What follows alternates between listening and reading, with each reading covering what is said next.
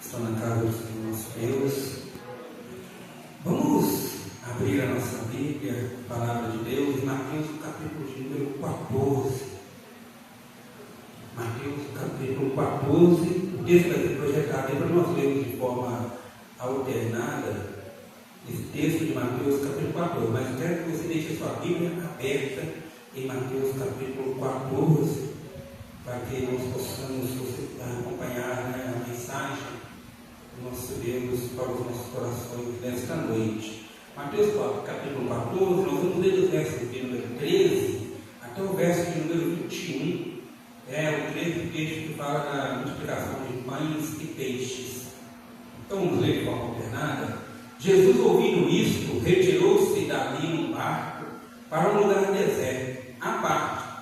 Sabendo as multidões, vieram da cidade seguindo-o por terra.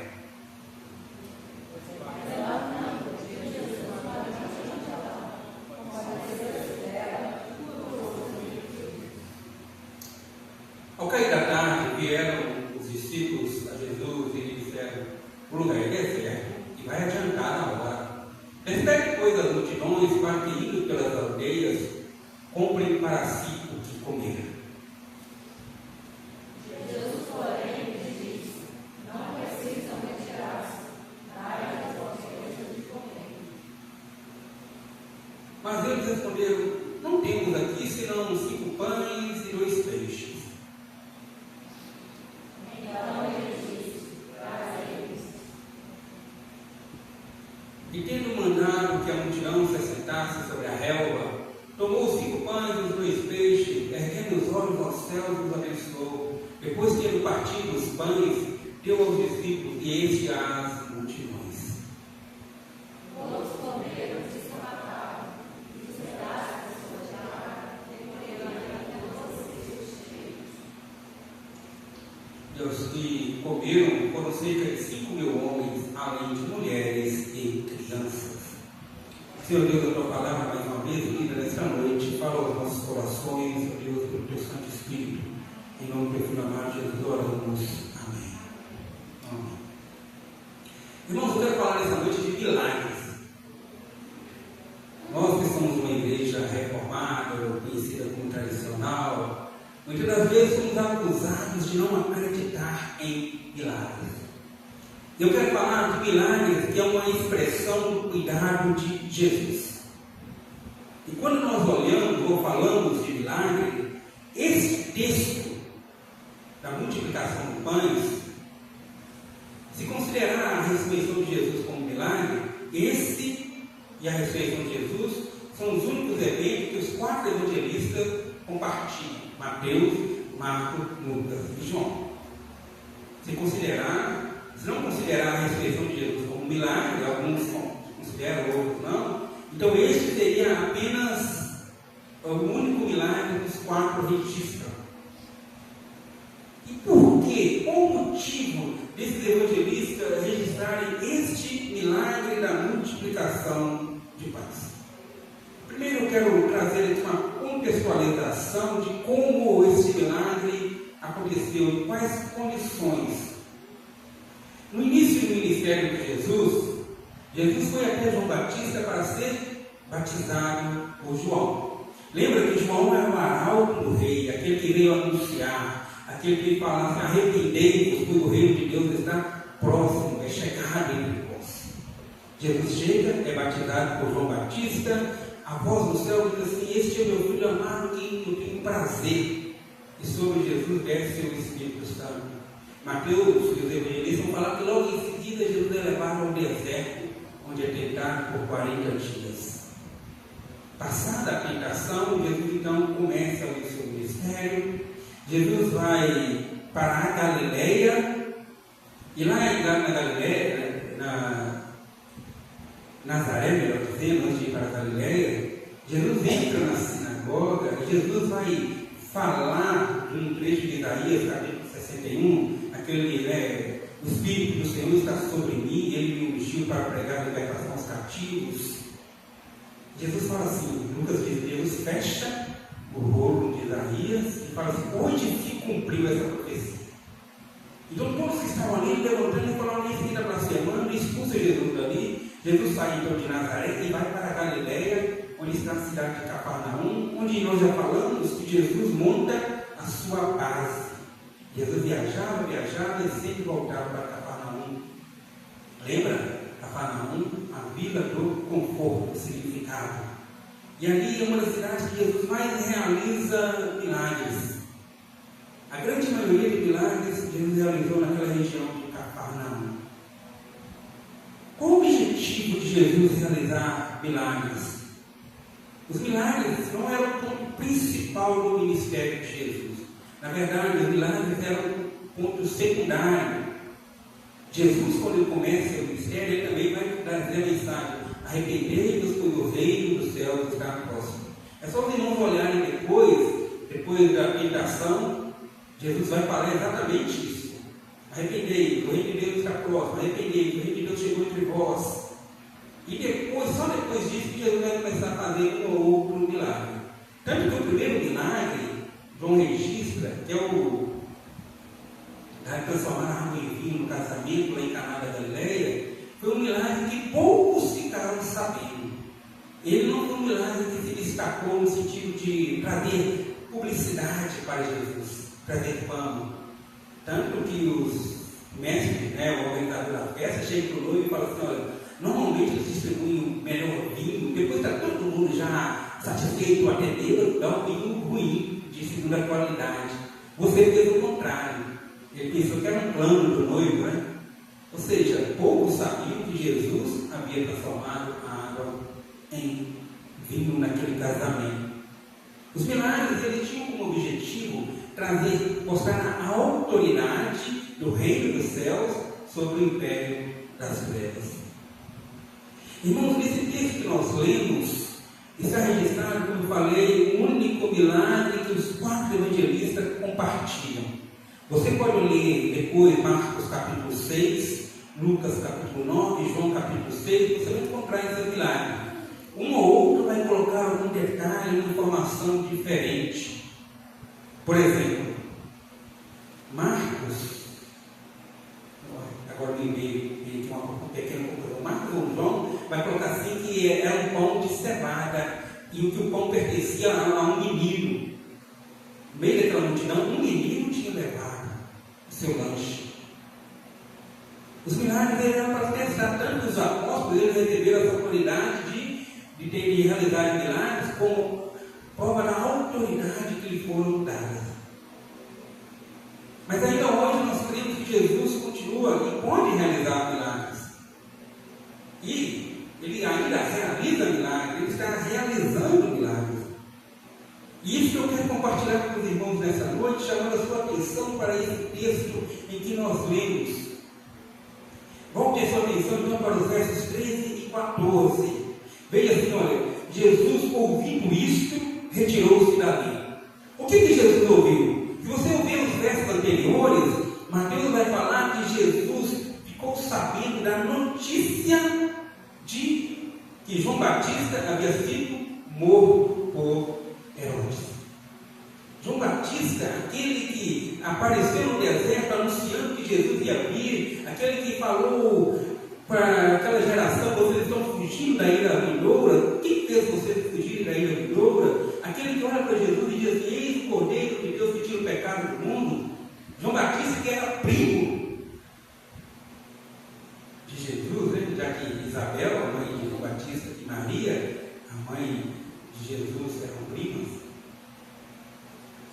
Então Jesus tinha uma ligação não só no sentido de ministério, mas também uma ligação familiar com João Batista. Jesus então ouve, ele recebe a notícia de que João Batista tinha sido morto por Herodes. Porque João Batista havia apontado para Herodes: você está com a sua cunhada, isso não é lícito, isso é errado. Herodes tinha pavor de João Batista. Tanto quando ele fica sabendo da fama de Jesus, ele pensa que é João Batista que tinha ressuscitado. Então atormentava o medo que ele tinha de João Batista, mesmo depois de ter mandado cortar a cabeça de João Batista. Aqui então Jesus se retira depois de saber que João Batista estava morto. Mas não é esse o motivo, Mas Marcos e Lucas colocam um outro motivo. Eles falam assim: olha, Jesus, depois que divide os discípulos em uma certa missão, uma missão rápida, os discípulos voltam maravilhados. Olha, os espíritos nos submetem, nós fizemos isso, nós fizemos aquilo outro. E Jesus aproveita também esse momento e fala assim para os discípulos: vamos a um certo lugar para descansar. Mas como o nosso foco é Mateus diz que Jesus retira-se daquele lugar onde estava para um lugar deserto. Aqui, irmãos, nós podemos extrair, mesmo que ainda não tenha escrito, mas nós podemos entender, compreender algo importante pelo qual Jesus realiza milagres. Jesus realiza milagres porque quando ele esteve aqui na terra, ele foi totalmente homem, humano, 100% humano. E é importante nós crermos que Jesus foi 100% humano, porque é só sendo assim que ele nos entende. Ele sentiu na pele, ele sentiu no dia a dia todas as dificuldades que nós sentimos, como por exemplo a perda de alguém querido. A morte de João Batista mexe com Jesus. E João, no capítulo 11, quando vai falar da morte de Lázaro, fala que Jesus se comove por dentro, né? Alguns dizem que o espírito dele se revoltado, porque a morte é uma intrusa na criação de Deus. E aqui Jesus se retira para um lugar deserto com o objetivo de, como homem, ter o seu momento ali de luto, chorar pela perda de alguém querido, de alguém que ele amava. E Jesus então chama os seus discípulos: vamos para este lugar deserto, próximo ali a Betsaida. Eles pegam o barco, eles vão para o outro lado. Mas veja, irmãos, que a multidão, ou melhor dizendo, as multidões, sabendo que Jesus estava indo para o outro lado, elas seguem Jesus por terra. E o verso 14 nos diz que assim que Jesus desembarca, Jesus olha aquela grande multidão e que diz o seguinte: ele se compadeceu. Jesus, mesmo triste com a morte de João Batista, ele olha para aquela multidão que chegou no lugar que ele queria para descansar um pouco com seus discípulos, e de repente aquela multidão está ali presente, e Jesus compadece, Jesus tem compaixão daquela multidão, Jesus sente a aflição daquela multidão. Um dos evangelistas vai dizer assim: ele olha para aquela multidão, ele se compadece dela como ovelha que não tem pastor. Porque aquela multidão não era cuidada pelos seus líderes, ela era abandonada. O povo já sofria com a opressão de Roma e ainda assim era desprezada também por seus líderes religiosos. Por isso é que eles iam atrás de Jesus, que Jesus dava a ele aquilo que era para os líderes dar: cuidar das ovelhas. A humanidade de Jesus, irmãos, é um dos motivos pelo qual ele ainda realiza milagres, porque Jesus conhece, sabe, sentiu todas as nossas necessidades e dificuldades.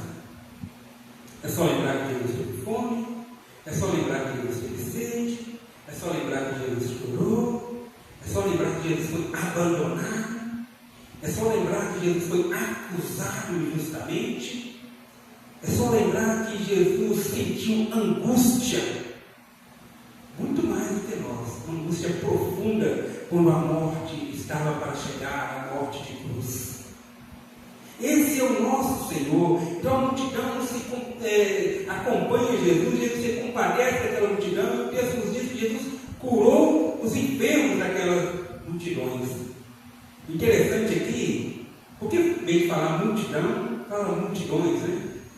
É porque vieram pessoas de todos os lugares das cidades, dos povoados, das vilas, para aquele lugar que seria um lugar de descanso, que seria um lugar de oração, que seria um lugar de repouso de Jesus e seus discípulos. De repente, Jesus desce do barco e tem uma grande multidão, formada por várias multidões ali esperando. Jesus se compadece, Jesus cura os seus enfermos. Mas continua. O segundo motivo pelo qual Jesus ainda realiza milagre, irmãos, é porque não só porque ele é humano, foi 100% homem, mesmo sendo Deus, assumiu a forma que nós temos, porém sem pecado, mas que Jesus realiza milagre ainda hoje porque Ele tem os meios para isso. Ele é o único que tem os meios para poder realizar os milagres. Versos 15 a 19 contém o trecho central desse texto, quando Jesus faz um desafio para os discípulos. Mas antes, pense comigo, aquele lugar é um lugar deserto, ou seja, afastado de qualquer cidade. Alguns dizem que mais ou menos a 15 quilômetros de um povoado mais próximo. 15 quilômetros, né? A gente estava olhando assim em casa um dia desses aí, estava olhando no Google, né? 15 quilômetros daria daqui até Porteira Grande, na escola estadual tem lá. Então, 15 quilômetros, né? É uma distância razoável a pé, sem carro. E quem tivesse animal aqui naquela época era considerado alguém de posses. Então, essas multidões, o local mais próximo era essa distância. E eles foram atrás de Jesus. Então chega um determinado momento que o dia começa a terminar, a tarde vai caindo, os discípulos chegam para Jesus e falam: Senhor, o lugar é deserto. O Senhor tem que mandar essa multidão embora para que eles possam, pelo caminho, entrar numa cidade, numa vila, comprar o que comer.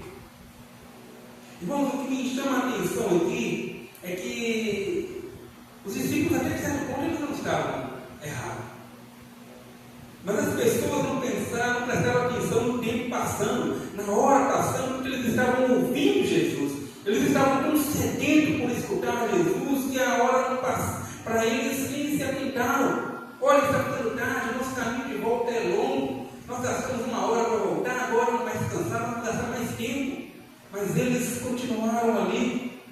E os discípulos: Senhor, manda essa multidão embora, porque eles têm que comer. Imagina que se eles voltassem também, pelo caminho, alguns poderiam ter que falecer por causa da fome. Mas como eu disse, a pergunta central, o verso central está no verso 16, quando Jesus diz assim: não mandem eles embora, não precisam retirar, dá-lhes vós mesmo de comer. Irmãos, por que Jesus fez essa pergunta para os discípulos? Se Jesus sabia que os discípulos não teriam condições de sustentar, alimentar aquela grande multidão. Um dos evangelistas vai trazer o relato de que Filipe chega para Jesus e fala isso. E quando Jesus fala para ele: vocês mesmos podem alimentar essa multidão, ele fala: nem 200 denários é o suficiente. Um denário era o salário de um dia de trabalho. Estava então pesquisando, um comentarista, esse já tem mais tempo, fazendo os cálculos, as conversões, seria na época o equivalente a mais ou menos $32, né? Eu já o comentarista é americano. Eu imagino usar isso para comprar pão para essa grande multidão, mais de 5.000 pessoas, como o Mateus vai ilustrar aqui. Eles falaram: nem aí multiplica um denário, multiplica 200, por isso 32. Nem isso seria suficiente para alimentar essa grande multidão. Se despedissem aquela multidão, irmãos, eles iriam embora com fome, cansado pelo deserto, entardecendo, anoitecendo. Eles iriam enfrentar o perigo do deserto, provavelmente ali, embora o texto fale de 5.000 homens, tinha ainda mulheres e crianças. Jesus vira para os discípulos: vocês mesmos podem alimentar essa multidão. Jesus realiza milagre, irmãos, porque ele tem um meio para fazer. Os discípulos não sabiam, mas eles teriam um meio pelo qual Jesus iria alimentar aquela multidão.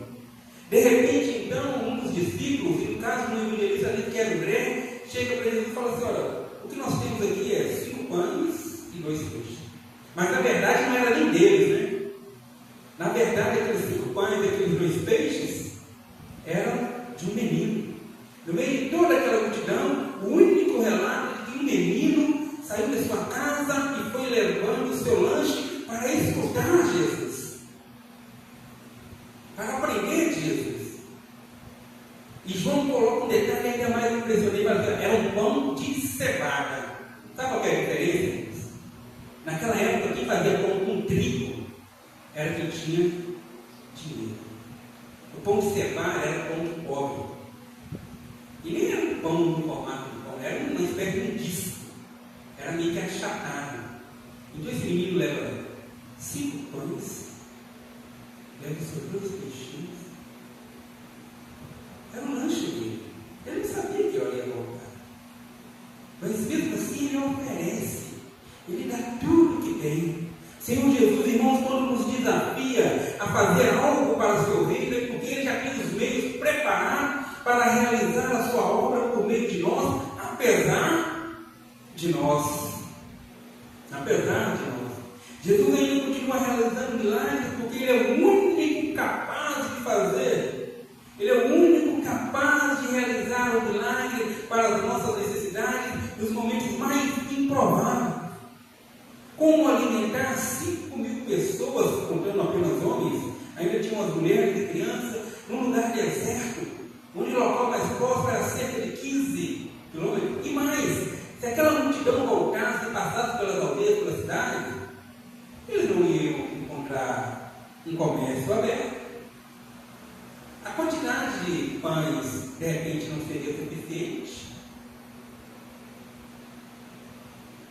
É claro que os discípulos, por causa da sua limitação, não pensaram nesses detalhes. Os versos 20 e 21 desse texto, eles trazem para nós a seguinte lição. Jesus realiza milagres, irmãos, porque Ele é aquele que sustenta os seus. Então Jesus pega o cesto, Jesus abençoa, uns dizem abençoa, outros dizem que Ele deu graça, mas é tudo a mesma coisa, né? Quando você está orando para Deus abençoar, agradecer o seu alimento, você está pedindo a Deus para abençoar o seu alimento. Você reconhece que Deus abençoou o seu alimento. Jesus ora, Jesus entrega para aqueles discípulos. Jesus antes, Deus é tão organizado na sua forma de trabalhar, Deus não faz as coisas de qualquer maneira, que Jesus dá uma ordem para os discípulos assim, olha, fazei a multidão se assentar.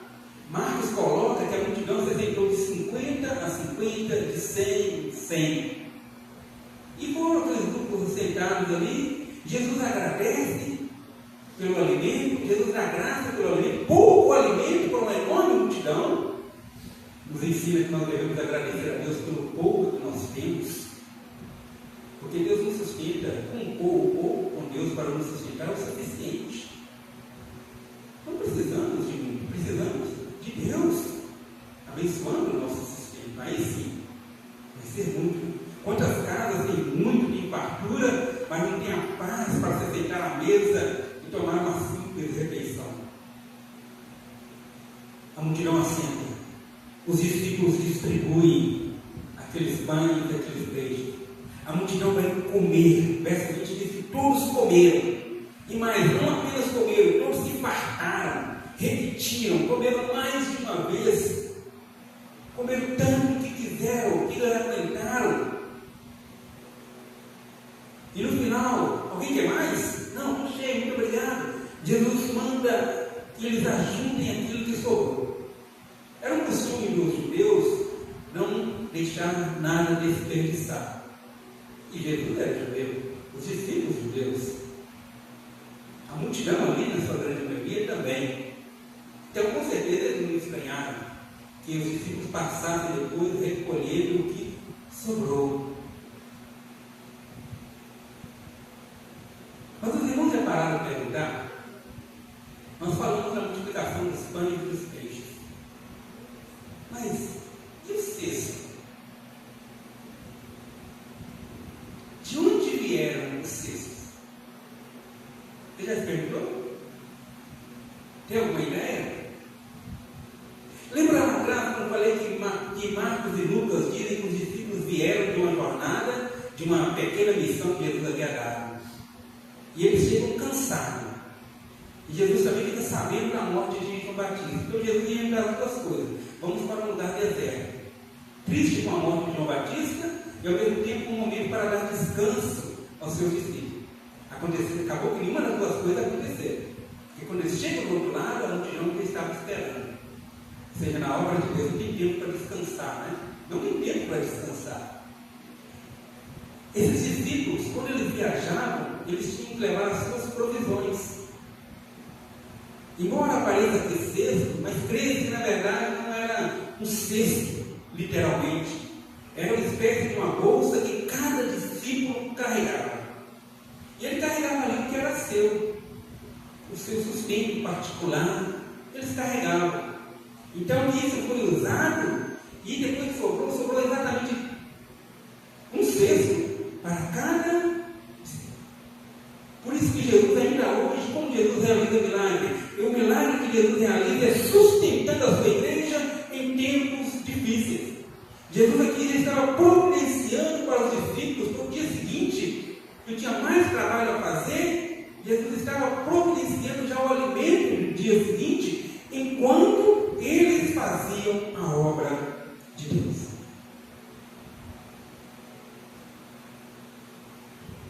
Provavelmente, na minha conta, creio que cerca de 20.000 pessoas estavam ali naquela tarde. Eu faço essa conta pegando pela média de uma família brasileira, atualmente, que é de 3 a 4 pessoas. Então, se você tem ali 5.000 homens, então cerca de 15.000 pessoas estavam ali. De repente não tinha muita criança por causa da distância, mas tinha criança, né? Porque o menino levou o seu lanche. Então, 15.000, 20.000 pessoas presentes. É o maior milagre realizado por Jesus, porque foi um milagre que todos, essa grande multidão presenciou. Tanto que João vai escrever assim, que a multidão olhou e falou: verdadeiramente, este é o profeta de Deus.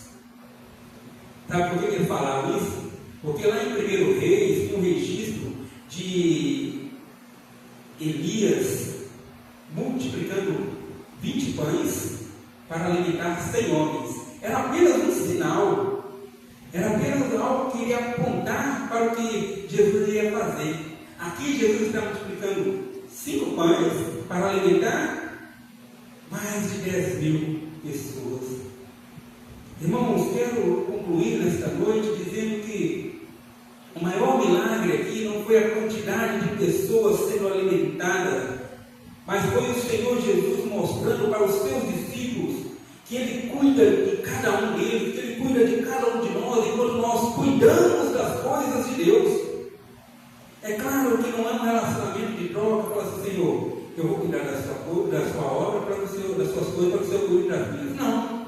Mas é um relacionamento de confiança. Se Deus nos chamou para servi-lo, Deus vai nos sustentar. É por isso que Jesus diz: não andeis ansiosos de coisa alguma. Não se preocupe com o dia de amanhã.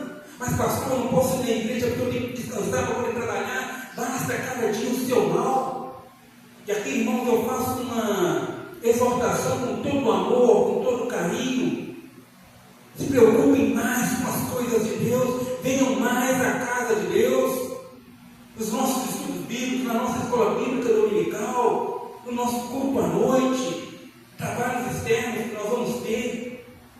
Não como uma relação de troca, mas como uma relação sabendo o seguinte: o Senhor é aquele que cuida de mim. Então todas as outras coisas, o meu sustento Ele vai me dar. Foi isso que Ele mostrou aqui para os discípulos que estavam cansados. Eles chegaram de uma viagem, e chegaram de uma viagem com uma notícia ruim. João Batista foi morto por Herodes. Vamos descansar? Só que não teve descanso. Os discípulos aqui trabalharam. Mas enquanto eles estavam trabalhando, depois eles perceberam como Jesus estava cuidando de cada um deles. Jesus, irmãos, continua realizando milagres. Jesus sabe de todas as nossas necessidades, porque Ele é Deus. Ele é o Deus que se fez homem. Ele foi totalmente humano.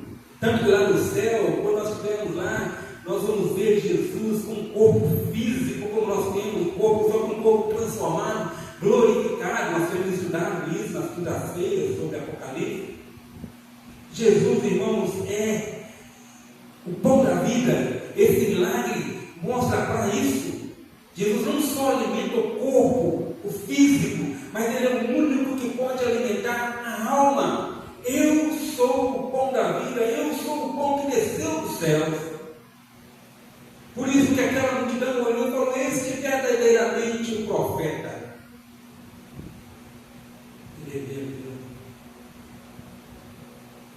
Todos nós temos as nossas preocupações, todos nós temos as nossas necessidades, os nossos anseios, os nossos sonhos, os nossos planos. Nós temos um Deus que realiza milagre, que ainda realiza milagre. Mas o milagre aqui não pode ser a nossa motivação, né? Deus vai realizar os seus planos. O plano de Jesus para os discípulos ali, é claro que Jesus sabia que isso poderia acontecer. Mas quando os discípulos falam com Jesus, ou melhor, quando Jesus fala com os discípulos, vamos para um lugar do deserto, os outros evangelistas colocam o objetivo de descansar. Quando chegam lá, os discípulos vão trabalhar. Mas no final disso tudo, eles percebem que Jesus estava cuidando das necessidades dele. As bolsas dele, os cestos dele estavam vazios, chegaram de uma viagem. No final do dia, ele já tinha um sustento para o dia seguinte. Porque Jesus, aquele que realiza milagre, como expressão do cuidado dele por mim e por você. Trabalhe, mas não deixe o seu trabalho atrapalhar o seu relacionamento com Deus. Cuide da sua família, mas não deixe a sua família atrapalhar o seu relacionamento com Deus. Faça os seus planos, mas não deixe os seus planos atrapalhar o seu relacionamento com Deus. Porque no final das contas, quem nos sustenta em toda e qualquer situação é esse que tem poder sobre a criação, de transformar, de multiplicar o alimento. Quantas pessoas, né? Que, como disse, aos nossos olhos tem pouco, mas vivem bem, porque aprendem a viver na dependência de Deus. Não é nada contra a riqueza, não é nada contra planos, não é nada contra o trabalho. É sim quanto à prioridade. Porque nós temos o Deus, o Senhor Jesus, aquele que ainda realiza milagres na nossa vida. Continua realizando milagres. Abaixe sua cabeça. Vamos orar mais uma vez neste momento. Senhor Deus Todo-Poderoso, Pai, este é o maior milagre que Jesus realizou quando esteve aqui na terra, a ponto de registrado nos 4 evangelistas, a ponto de o Santo Espírito tocar o coração dos 4 para que os 4 registrassem, ó Deus. Ó Pai, a maior mensagem que encontramos aqui é que somos desafiados a desenvolver na Tua obra, a cuidar daqueles que o Senhor tem colocado em nossas vidas, e porque sabemos, ó Deus, e podemos descansar, que o Senhor cuida de nós no meio das nossas necessidades. Que essa igreja, ó Deus, que cada um desta noite possa descansar, certo de que o Senhor realiza a cada instante, mesmo que nós não percebamos, milagres que sustentam a nossa vida. O maior milagre aconteceu, que é a salvação em Cristo Jesus. Outros são milagres que mostram cada vez mais o cuidado do Senhor para a tua igreja. Que nós, ó Deus, possamos descansar assim. Nós possamos olhar para o nosso trabalho como uma forma de o Senhor cuidar de nós, para a nossa família como uma forma pela qual o Senhor cuida de nós, pela nossa igreja também, ó Pai amado. Que assim seja, para a honra e glória do Santo nome. Amém.